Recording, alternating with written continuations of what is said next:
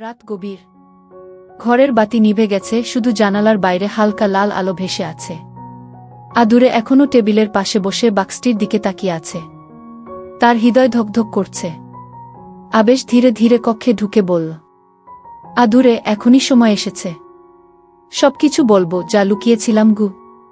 আদুরের চোখে বিস্ময় ও উত্তেজনার মিশ্রণ। সে হাত বাড়ায় বাক্সের দিকে। আবেশ ধীরে ধীরে বাক্সটি খুলল। ভেতরে ছিল এক গুচ্ছ পুরনো চিঠি, কিছু ছবি এবং একটি ছোট নোট। বিয়ের রাত। ফুলে সাজানো কক্ষে বসে আছে আদুরে। চোখে অদ্ভুত উজ্জ্বলতা। 6 বছরের প্রেমের পর আজ তাদের বৈবাহিক মিলন।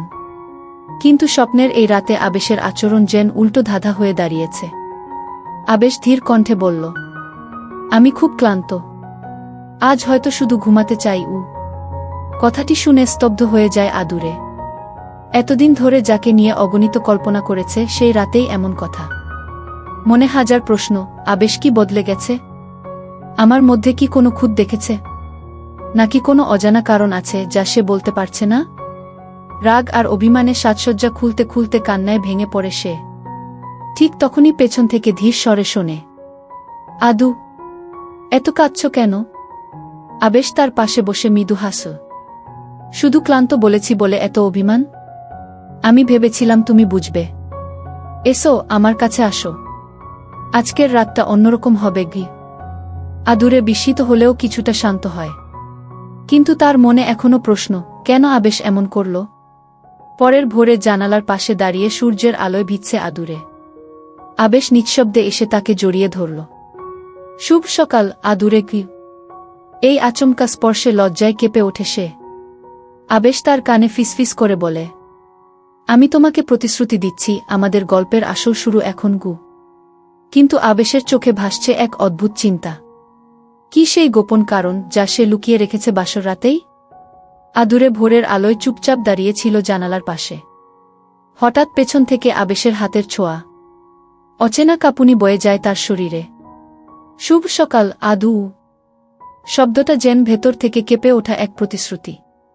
আদুরে ধীরে ঘুরে তাকায়। আবেশের চোখে এক অদ্ভুত দীপ্তি, যেন কিছু বলতে চায় কিন্তু থেমে যাচ্ছে। কাল রাতে কেন এমন করলে তুমি? জিজ্ঞেস করল আদুরে। আবেশের ঠোঁটে মৃদু হাসি। কিছু বিষয় আছে যা আজই বলা যাবে না। তবে শপথ করছি তুমি আমাকে নিয়ে হতাশ হবে না গি। ঠিক তখনই দরজায় হালকা করা নাড়া। চমকে ওঠে আদুরে। বাইরে ফাতেমা বেগমের কণ্ঠ। নতুন বউ, প্রস্তুত হও। দুপুরে বুভাতের আয়োজন আছে গি। আদুরে চোখ নামিয়ে রাখে। আর আবেশ ফিসফিস করে বলে, আজ রাতটা আমাদের হবে। আরেকটু ধৈর্য ধরো কি। বুভাতের অনুষ্ঠানে চারপাশে আনন্দের ঢেউ। কিন্তু আদুরের মনে অদ্ভুত অস্থিরতা। আবেশ বারবার চোখে ইঙ্গিত দিচ্ছে কিছু একটা জানাবে রাতে। কিন্তু হঠাৎ এক অচেনা যুবক দূর থেকে তাদের দিকে তাকিয়ে আছে গভীর দৃষ্টিতে। তার চোখের ভাষা যেন সতর্কবার্তা। আদুরে প্রথমে ভাবে ভুল দেখছে, কিন্তু যুবকটা অদৃশ্য হওয়ার আগেই ফিসফিস করে বলে, আবেশকে বিশ্বাস করো না। চমকে ওঠে আদুরে। কে সে? আর কেন এমন বলল? সন্ধ্যার পর কক্ষে ফিরে আসে আবেশ। হাতে ছোট্ট একটি বাক্স। আজকে তোমাকে এমন কিছু বলবো যা সবকিছু বদলে দিতে পারে। আদুরের বুক ধকধক করছে। বাইরে হাওয়ার শব্দ, কক্ষের ভেতর ফুলের গন্ধে ভরা এক অদ্ভুত আবহ। হঠাৎ বাতি নিভে যায়। অন্ধকারে আবেশের হাতের ছোঁয়া। সে ফিসফিস করে বলে, আদুরে, তুমি আমাকে যেভাবেই জানো, আমি তেমন নই গি। ঠিক তখন দরজার বাইরে পায়ের শব্দ। কে এসেছে? রাতের পর সকালে আবেশের অদ্ভুত আচরণে কিছুটা স্বস্তি পেলেও আদুরের মনে এখনও প্রশ্নের ঘূর্ণি। আবেশ তাকে জড়িয়ে ধরে বলেছিল, আজ রাতটা আমাদের হবে। শুধু আরেকটু ধৈর্য ধরো। কিন্তু আদুরের অস্থিরতা কমছে না। সারাদিন বুভাতের অনুষ্ঠান নিয়ে ব্যস্ততা চললেও তার মনে কেবল একটাই প্রশ্ন, আবেশ কি লুকোচ্ছে? দুপুরের অনুষ্ঠান জমে উঠেছিল। আত্মীয় স্বজনরা একের পর এক উপহার দিচ্ছে, প্রশংসা করছে নতুন বউয়ের সৌন্দর্য। কিন্তু অতিথিদের ভিড়ের মাঝেই আদুরের চোখ পড়ে এক অচেনা যুবকের দিকে। সে ভিড়ের বাইরে দাঁড়িয়ে শুধু তাকিয়ে আছে তাদের দিকে। তার দৃষ্টিতে ছিল এক অদ্ভুত সতর্কবার্তা। যুবকটি চলে যাওয়ার আগে কেবল একটাই কথা ফিসফিস করে গেল, যা শুধু আদুরের কানে পৌঁছাল, আবেশকে বিশ্বাস করো না গি। আদুরের বুক ধক করে উঠল। কে এই যুবক? কেন বলল এমন কথা? সে কি আবেশের কোনো বন্ধু, শত্রু, নাকি পুরনো পরিচিত? আয়োজন শেষ। অতিথিরা চলে গেছে। ঘর ফাঁকা, চারপাশে নীরবতা। কিন্তু আদুরের ভেতরে ঝড় বয়ে যাচ্ছে। আবেশের দিকে তাকাতে গিয়েও বারবার সেই অচেনা যুবকের কথা মনে পড়ে। আবেশ হঠাৎ কক্ষে প্রবেশ করল। তার হাতে ছোট্ট একটি কাঠের বাক্স। এটা তোমার জন্য এনেছি, কিন্তু খোলার আগে আমার কিছু বলা দরকার। এ দূরে বাক্সের দিকে তাকালেও হাত বাড়াল না, বরং জিজ্ঞেস করল, তুমি কি কিছু লুকাচ্ছ? আবেশ মৃদু হাসল। লুকানো নয়, সময় হলে বলবো। কথাটা বলেই সে জানালার পর্দা টেনে দিল। ঘর জুড়ে ফুলের গন্ধে এক ধরনের রহস্যময় আবহ। হঠাৎ বাতি নিভে গেল। অন্ধকারে আবেশের কণ্ঠস্বর, আদুরে, ভয় পেও না, আমি আছি। আদুরে আবেশের হাতের স্পর্শ অনুভব করল, কিন্তু তবুও মনে অদ্ভুত আতঙ্ক। এই অন্ধকারে যেন কারো ছায়া নরল দরজার বাইরে। আবেশ বাক্সটি টেবিলে রেখে ফিসফিস করে বলল, আজ রাতে সব বলবো। আমাদের গল্প বদলে যাবে। আদুরের বুকের ধকধক শব্দ যেন ঘরের নীরবতাকে ভেঙে ফেলছে। হঠাৎ দরজায় কড়া নাড়া। কে এসেছে এই সময়ে? আবেশ ধীরে ধীরে দরজার দিকে এগিয়ে যায়। আদুরে টেবিলের উপরের বাক্সটির দিকে তাকিয়ে থাকে। বাক্সটা যেন তাকে ডাকছে। ঠিক তখন দরজা খুলতেই দেখা গেল দরজার বাইরে দাঁড়িয়ে থাকা মানুষটি তাদের চমকে দিল। না, সে কোনো আত্মীয় নয়, কোনো অতিথিও নয়। তার মুখ আড়াল করা, চোখে ভয় আর তাড়াহুড়ো। আবেশ এক মুহূর্ত দ্বিধা করল, তারপর ধীর স্বরে বলল, তুমি এখানে কেন? লোকটি ফিসফিস করে বলল, আমাদের কথা বলতেই হবে, এখনই, না হলে দেরি হয়ে যাবে। আদুরে বিস্ময়ে তাকিয়ে আছে। লোকটির মুখের অর্ধেক দেখা যায়, কিন্তু গলার স্বরেই বুঝে যায় এটাই সেই অচেনা যুবক যে দুপুরে সতর্ক করেছিল। আবেশ লোকটিকে বাইরে নিয়ে যায়। আদুরের মন কৌতূহল আর আতঙ্কে ভরে ওঠে। হঠাৎ তার চোখ পড়ে টেবিলের উপর রাখা বাক্সটির দিকে। আদুরে ধীরে ধীরে বাক্সটি হাতে নিল। কাঠের তৈরি ছোট্ট বাক্স, ঢাকনায় নকশা করা অদ্ভুত প্রতীক। সে ধীরে ধীরে খুলতেই ভেতরে এক গুচ্ছ পুরনো চিঠি ও একটি ছবি। ছবিতে দেখা যায় আবেশ আর তার পাশে দাঁড়ানো এক মেয়ের হাসিমাখা মুখ। কিন্তু মেয়েটি আদুরে নয়। ছবির নিচে লেখা, তুমি ফিরে এলে আমি অপেক্ষা করব, লামিয়া। আদুরের বুক কেঁপে ওঠে। কে এই লামিয়া? আবেশের অতীত কি আমি জানতাম না? ঠিক তখনই দরজা খুলে যায়। আবেশ ফিরে এসেছে, চোখে চাপা দুশ্চিন্তা। আদুরে দ্রুত বাক্সটি বন্ধ করে রাখে, কিছু বোঝার সুযোগ না দিয়ে। রাত গভীর হলে আবেশ ধীরে বলল, আদুরে, কাল সকালেই আমাদের শহরে ফিরে যেতে হবে।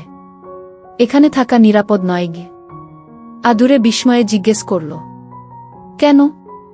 কি হচ্ছে? আবেশ উত্তর দেওয়ার আগেই বাইরে থেকে ভেসে আসে গাড়ির শব্দ, তারপর গেটের কাছে তীব্র কোলাহল। কেউ একজন চিৎকার করছে, আবেশকে বের করো, তাকে আমাদের দরকার। আদুরে জানালার পর্দা সরিয়ে দেখে অচেনা যুবক আবার এসেছে, এবার আরও কয়েকজনকে নিয়ে। তাদের হাতে কাগজপত্র, যেন কোনো প্রমাণ।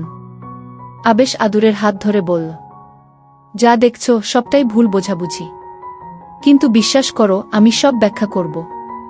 শুধু আমার সঙ্গে বেরিয়ে চলো। আদুরের চোখে ভয় আর কৌতূহল একসাথে। সে জানে আগামী সকাল তাদের জীবনের গতিপথ বদলে দেবে। রাত গভীর। ঘরের বাতি নিভে গেছে, কিন্তু জানালার বাইরে লাল আভায় ভরা আকাশ এখনো আলো ছড়াচ্ছে। আদুরে বসে আছে টেবিলের পাশে, চোখে অস্থিরতা আর মনে হাজার প্রশ্ন। টেবিলের উপর রাখা সেই কাঠের বাক্সটি এখনও তার দৃষ্টি আকর্ষণ করছে।